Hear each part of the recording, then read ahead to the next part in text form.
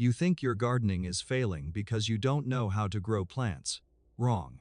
The real reason is that every morning you're doing something that looks completely harmless, but it is slowly breaking down your soil. You brew your coffee, and without thinking you dump the ground straight into the trash. That one small action day after day is part of a bigger pattern. And meanwhile, in your backyard your soil is going through changes you can't even see. It is getting harder, drier, losing vitality. And you're still convinced the problem is that you're bad at gardening. What is even more ironic is that you're not alone. Millions of Americans repeat the same cycle every single day, throwing fertility away in the kitchen, then spending money to buy it back from the store over and over again. But the garden just keeps getting worse. And the strangest part, people have gotten used to it. Waste goes into the trash, like it is nothing, and soil poverty in the yard feels normal, like it is just the way things are. Nobody really questions it until one day you stick your hand into the soil, and it hits you. The dry spots feel like rock. The wet spots feel like sticky clay. The surface has a crust, and underneath, there is no real sense of life. That is, when you start wondering, did I mess something up? But the truth is harsher than that. It is not that you don't know how to garden. It is that the whole system set you up to fail from the beginning.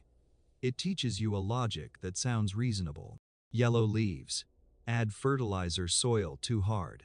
Till it. Weeds showing up.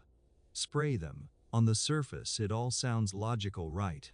But the problem is every time you treat the symptom, you dig the real wound deeper.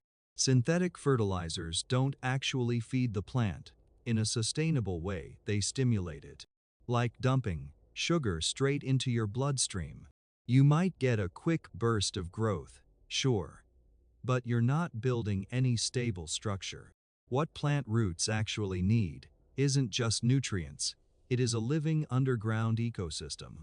Fungi transporting nutrients, bacteria breaking down organic matter, earthworms creating channels, organic material holding onto water. That is the real soil system. But when you rely on chemical fertilizer, you're basically training the plant to depend on external delivery instead of a living ecosystem. Then there is tilling. It looks like fixing things. Soil gets loose, right? But what you don't see is the underground mycorrhizal networks being torn apart. Worm tunnels destroyed, carbon released into the air, and water escaping faster than before. So the soil gets worse again. Then you till again, you think you're healing it, but you're actually stuck in a loop of damage. And herbicides. Weeds disappear temporarily, and you feel in control, but the cost is a disrupted soil balance. The surface gets hotter, drier, more exposed, and easier to invade, so weeds come back even stronger. You spray more, spend more, and think you're maintaining things. But really, you're locked into a dependency system. Even the nutrient-rich potting soil you buy can be another trap. It looks fertile, but it is often just an inert medium that only works with constant inputs, like a patient permanently hooked up to a machine. And then, once you start paying attention, you realize something most people miss. Maybe the problem isn't what you're doing wrong. Maybe it is what you were taught soil even is. And then coffee grounds enter the picture. They're ordinary.